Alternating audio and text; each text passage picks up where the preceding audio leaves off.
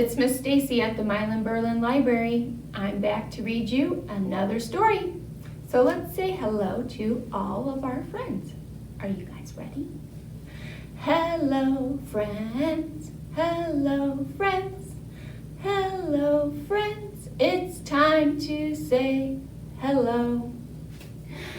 I'm so happy to be back with you today. If you saw yesterday the craft video that we posted, we are making what is this? You're right, it's a magic wand this week. So stop into the library, pick up your make and take craft kit, and you can make a wand. But a wand, what story has a magic wand? I was thinking of one. It has a fairy godmother, and she has a magic wand. You're right, Cinderella. It's a classic, and that, my friends, is the book we are going to read today. So let's get ready.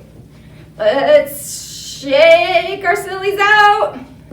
Get our hands up. Let's go. Open, shut them, give a little clap, clap, clap. Open, shut them, put them in your lap, lap, lap. Good job. I think we're ready.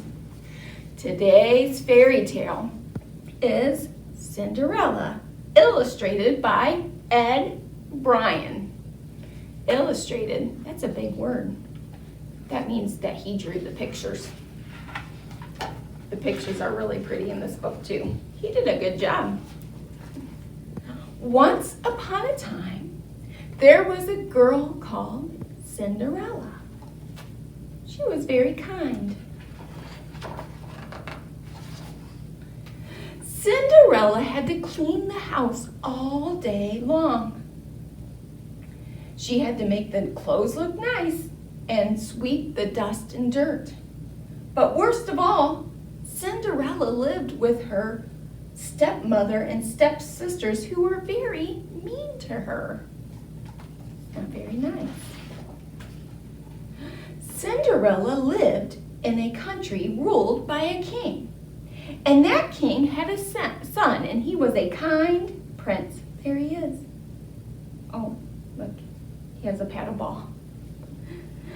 It's time you got married, said the king. I will host a grand ball, and you may meet the girls in the country.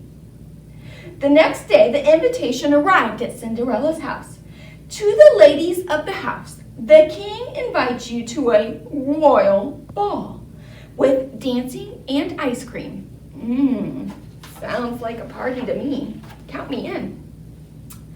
Cinderella's stepmother and stepsisters were very excited. The prince is sure to pick one of you for his wife. They made so much noise that Cinderella came in from the kitchen. May I go to the ball? She asked. Don't be silly, Cinderella. The prince would never pick you, said her stepmother. My goodness, that was uncalled for. On the night of the ball, Cinderella had to help her stepsisters get ready. After everyone left to go to the palace, Cinderella cried and cried because she really wanted to go too. She got left out. I don't like the feeling of getting left out. It hurts. As Cinderella sobbed by the fire, a friendly-looking lady suddenly appeared. Look at her. What does she have? A wand. Who do you think it is? I think so too. The fairy godmother. I am your fairy godmother, she said. I am here to make your dream come true. Out in the moonlight garden, fairy godmother quickly got to work. We need 3 mice and a pumpkin, she said. Ooh. With the wave of her magic wand, the fairy godmother turned the pumpkin into a beautiful carriage and the 2 mice into horses. And the 3rd mouse became the coachman. That's the driver of the horse. Cinderella ragged clothes became a beautiful ball gown, and then she got glass slippers on her feet. As she left for the palace, Cinderella's fairy godmother gave her a warning. The magic only lasts until midnight. You must be home by then. No problem, right? When Cinderella entered the ballroom, everyone turned to look at her. Right away, the prince asked Cinderella to dance. Cinderella and the prince danced all night long. But when the clock struck midnight, Cinderella remembered what her fairy godmother told her. "Oh no," she cried, "I must go." As Cinderella ran from the ballroom, one of her glass slippers fell off. The prince picked it up. "I will marry the girl whose foot fits in this shoe," he said. Moments later, Cinderella's carriage turned back to a pumpkin and her horses back to mice.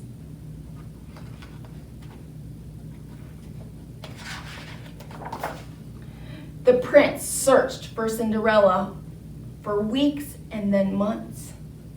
At last, he arrived at Cinderella's house. Her stepsisters tried to push their feet into the glass slippers, but they did not fit.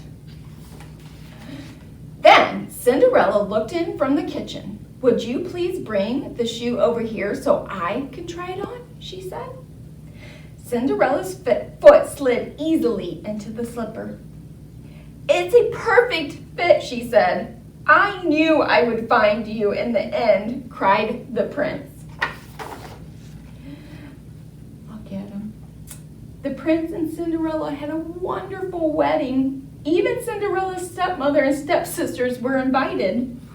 That was nice of them. Oh, look. He does love ping pong. And Cinderella and the prince lived happily ever after.